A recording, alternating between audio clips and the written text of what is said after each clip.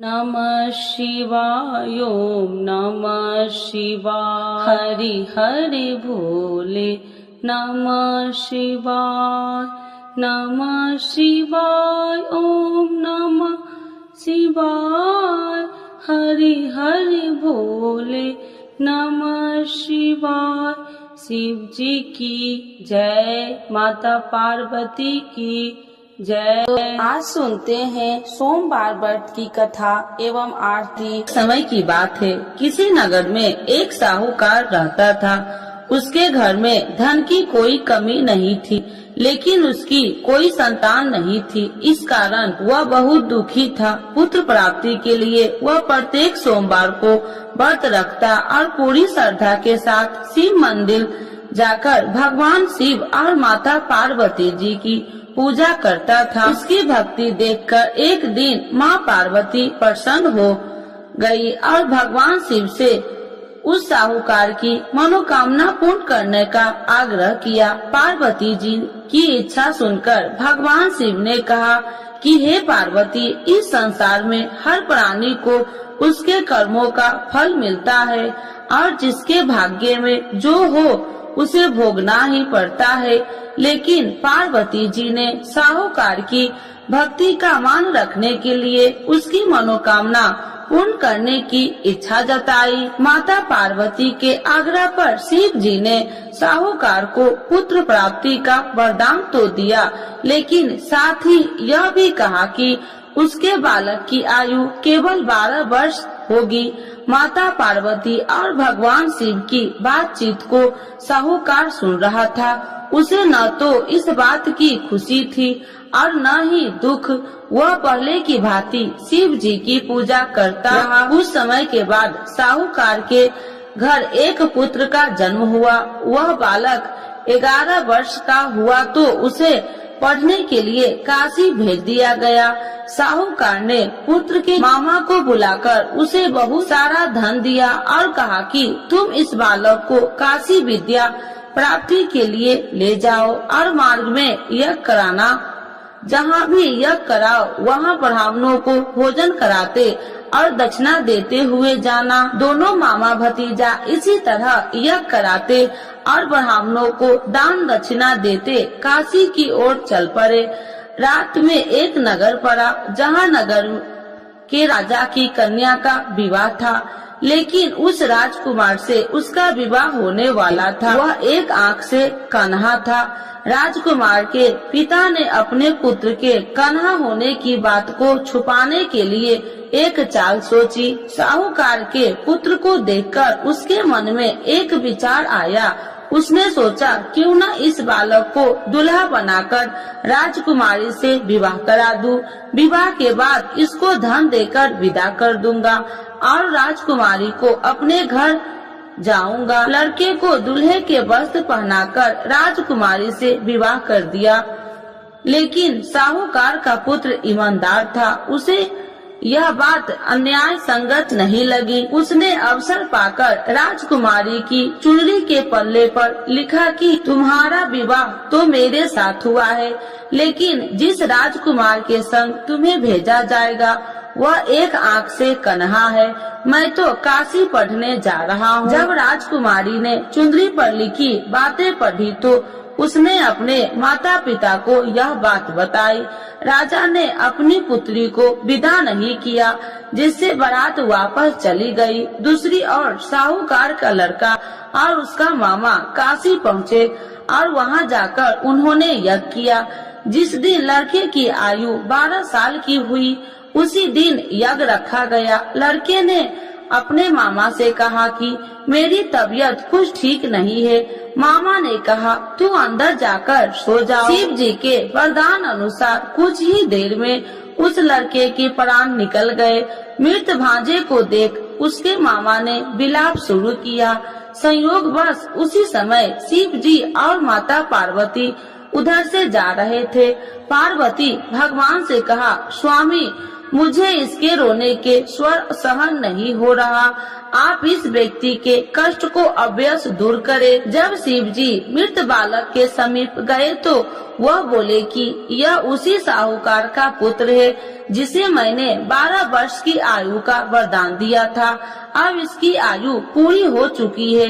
लेकिन मातृ भाव से विभोर माता पार्वती ने कहा कि हे महादेव, आप इस बालक को और आयु देने की कृपा करें, अन्यथा इसके वियोग से इसके माता पिता भी तड़प तड़प कर मर जाएंगे। माता पार्वती के आग्रह पर भगवान शिव ने उस लड़के को जीवित होने का वरदान दिया। शिव जी की कृपा से वह लड़का जीवित हो गया। शिक्षा समाप्त करके लड़का मामा के साथ अपने नगर की ओर चल दिया। दोनों चलते हुए उसी नगर में पहुंचा जहां उसका विवाह हुआ था। उस नगर में भी उन्होंने यज्ञ का आयोजन किया। उस लड़के के ससुर ने उसे पहचान लिया और महल में ले जाकर उसकी खातिरदारी की और अपनी पुत्री को विदा किया। इधर साहूकार और उसकी पत्नी भूखे प्यासे रहकर बेटे की प्रतीक्षा कर रहे थे। उन्होंने प्रण कर रखा था कि यदि उन्हें अपने बेटे की मृत्यु का समाचार मिला तो वह भी प्राण त्याग देंगे, परंतु अपने बेटे की जीवित होने का समाचार पाकर वह बेहद प्रसन्न हुई। उसी रात भगवान शिव ने व्यापारी के स्वप्न में आकर कहा, हे श्रेष्ठ, मैंने तेरे सोमवार के व्रत करने और व्रत कथा सुनने से प्रसन्न होकर तेरे पुत्र की लंबी आयु प्रदान की है। इसी प्रकार जो कोई सोमवार व्रत करता है या कथा सुनता है और पढ़ता है, उसके सभी दुख दूर होते हैं और समस्त मनोकामनाएं पूर्ण होते हैं। तो एक बार बोलिए प्रेम से शिव जी की जय, माता पार्वती की जय। आरती शिव जी की। ओम जय शिव ओमकारा, स्वामी जय शिव ओमकारा, ब्रह्मा विष्णु सदा शिव अर्धांगी धारा। ओम जय शिव ओमकारा, एकानन चतुरानन पंचानन राजे, स्वामी पंचानन राजे, हंसासन गरुड़ासन विश्वाहन साजे। ओम जय शिव ओमकारा, दो भुज चार चतुर भुज, 10 भुज अति सोहे, स्वामी 10 भुज अति सोहे, त्रिगुणी रूपिणी रखिते, तिरुबनि जन मोहे। ओम जय शिव ओमकारा, अच्छी माला बनि माला, मुंडी माला धारी, स्वामी मुंडी माला धारी, त्रिपुरारी कंसारी, करी माला धारी। ओम जय शिव ओमकारा, श्वेतांबर पीतांबर बाघांबर अंगे, स्वामी बाघांबर अंगे, सनिकादिक गरुणादिक भूतादिक संगे।